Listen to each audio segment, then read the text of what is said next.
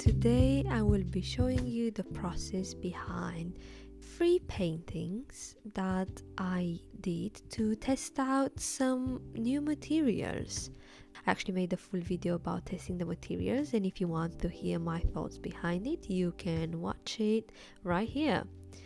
So I was testing some watercolor paper and some brushes and some tube paints, and I decided to use these dried flowers that I had in my kitchen. I do enjoy painting from life whenever I can, and this was a great opportunity for it. So I mixed up a purple with a blue to make this lovely almost lavender shade.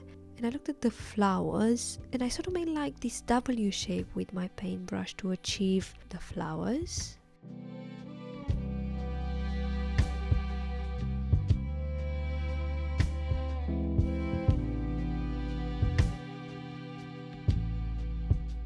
And with a detail brush I was doing the stems.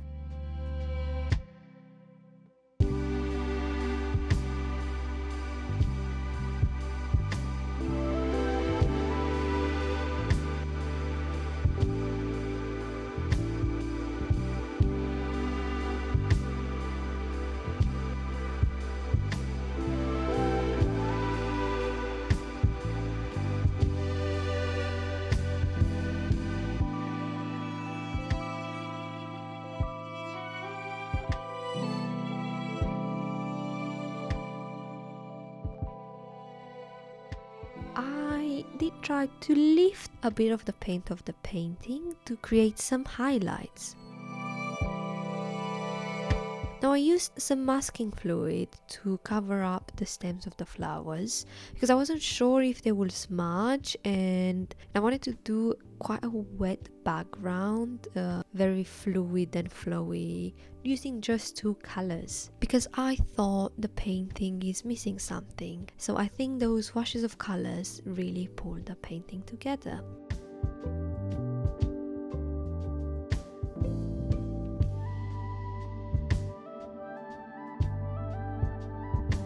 And this is the end result. It was quite a quick study, but I'm quite happy with it. I would definitely be inclined to paint a few more flowers in the future. On to our next landscape. I've been really fascinating with how people paint completely wet on wet without waiting for layers to dry. So I wanted to give that a go. I started with a bit of masking fluid just so I can preserve some of the highlights, because I'm doing this scene with a fence and some rocks, and I thought it would be quite nice to have a bit of the white of the paper shining through the painting.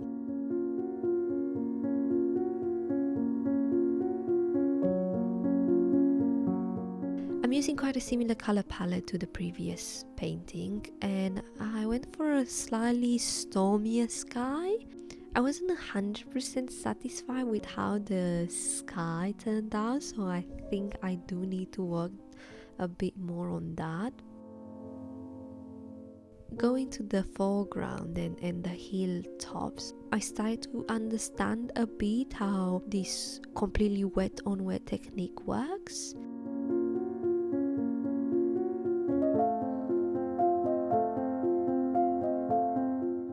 And I thought I should probably make it into a wildflower field.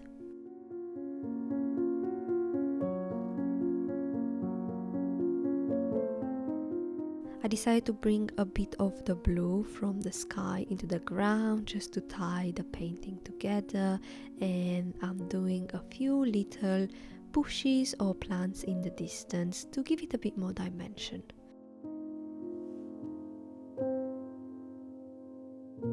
I also did some figurative patches of grass just as a suggestion.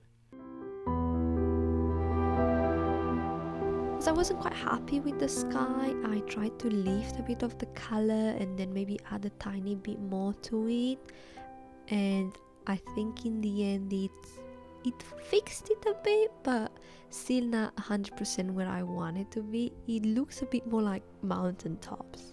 And then I just rubbed off the masking fluid to reveal the highlights, and I think that was quite effective.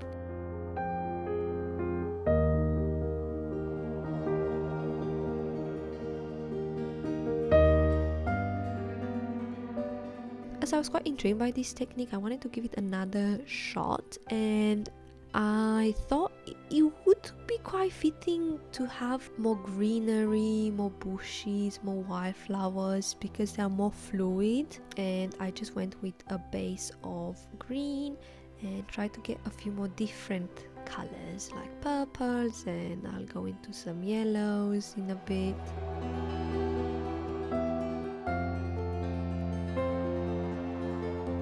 With this one, I didn't even have a sketch or an image on mind.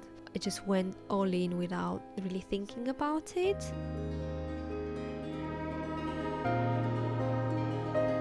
There is definitely a bit more looseness to it. I did really enjoy the process on this one.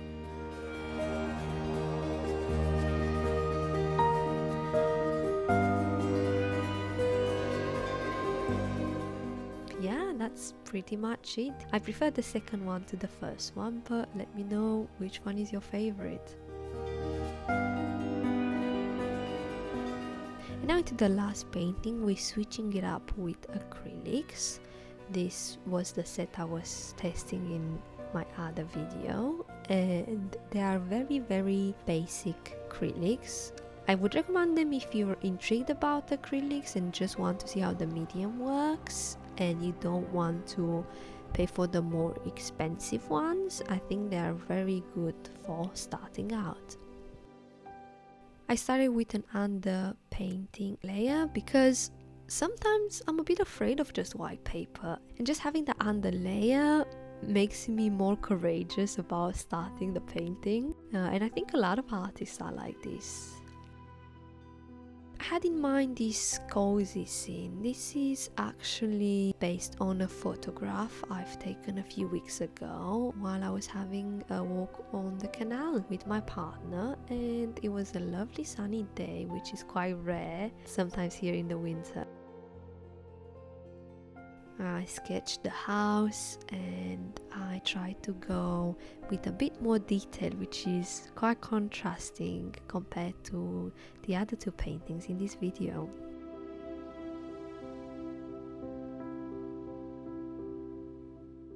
I have to admit, I was struggling just a tiny bit at the beginning. I wasn't 100% comfortable with these paints yet, but I made it work in the end. I almost gave up halfway through because nothing was working the way I wanted, and in certain parts the paint was lifting, but I'm quite glad I persevered, because once I added these little tiny details to the house, I think it pulled the whole painting together.